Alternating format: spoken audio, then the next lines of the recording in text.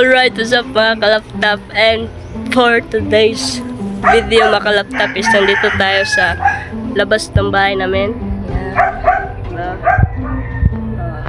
So dito mga kalaptop is ito na yung bagong barracks natin, yung sinasabi ko sa inyo na mag-vlog ako pag may update na tayo, pag nalipat na natin yung mga isda natin, yung mga reef tub natin sa bago nilang lilipatan. So pakita ko sa inyo yung nilagyan ng mga ano natin na mga reef tub, no.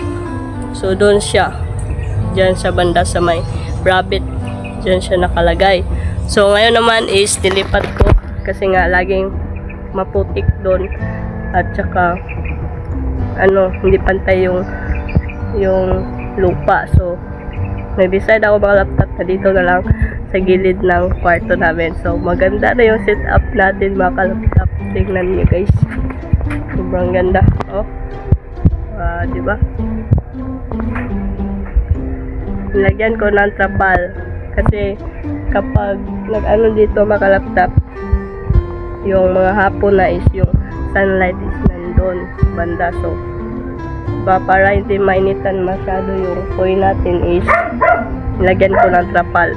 So yung dito na reef tub is nilagyan ko ng mga bulaklak, yung aqua plants, para pag dumami sila dyan is makuha na lang tayo kasi itatanim na naman natin. So yung plano talaga dito mga laptop is dito ko nilagay para mas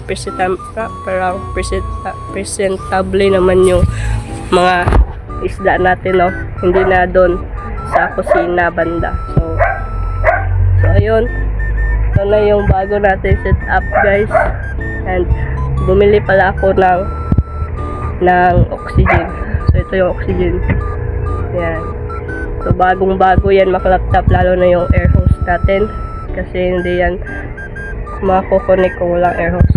So pakita ko sa inyo mga laptop yung buo talaga, and pakainin na din natin yung mga koy natin.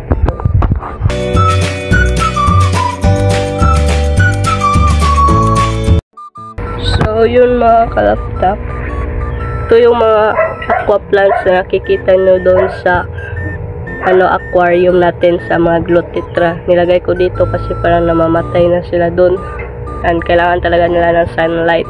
So buti na lang is dito ko na set up kasi may mga dito, tawag doon, may sunlight. Yan. So ito yung koi natin guys, malaki na yung mga koi natin. Yan. 6 lang pala sila, no, kasi namatay yung isa. So yan sila, wala pa yung kain. And dito naman sa isang reef tub is may rancho tayo at saka goldfish. Yan, pakita ko sa inyo yung rancho kung gaano nakalaki, no. Binigay lang to sa atin mga laptop, pero sa habang tumatagal is malalaki na. Yan, no. Wala, para makita nyo yung laki ng mga rancho na. Yan, oh, diba? Malaki na. Ito yung blackmore natin guys, isa lang siya. Yan, malaki na din. So sila lang dalawa dyan, and ito yung koi natin. Hindi niya natin mahuhuli kasi malikot. So bigyan na lang natin sila ng pagkain. Ito yung koi king.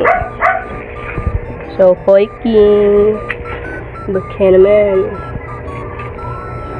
ganyan lang, maubos din nila yan. And sa goldfish, ito yung sa goldfish kasi dalawa lang naman sila. So hindi pala tayo nagamit ng microphone kasi nalubat. Nag-charge pa. Ayan. So dito naman mga laptop, yung plano ko dito sa isang reef tub natin na maliit is lagyan ko ng molly siguro, yung choco balon molly. Ayan. Kasi maganda din yung molly, no, kasi mabilis mga anak at madami din yung anak. So kapag meron na tayo noon is baka magdagdag tayo dito ng isa pang ref tub.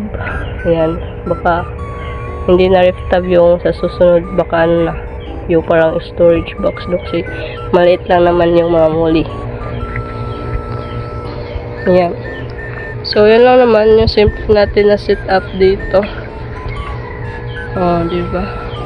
Nilagyan ko na lang yan ng harang dyan para walang kahit na pato is hindi makapasok or kahit na mga bata, no. Dito naman is open lang naman dito. Yan. So, yun mga kalaptop, and salamat pala sa panonood, no, and sa mga bago pa lang viewers dyan. Yan. At sa mga bagong subscribers, salamat sa lahat ng nag-subscribe, no. And dito na tayo magbablog kasi maganda na yung setup natin. Pag may update tayo sa mga isda, yun. Di ba? So, mag-update ako dito mga laptop kung ano yung ilalagay ko dito na isda. And kung ano man, sana magtagal sa atin at dadami pa rin, no.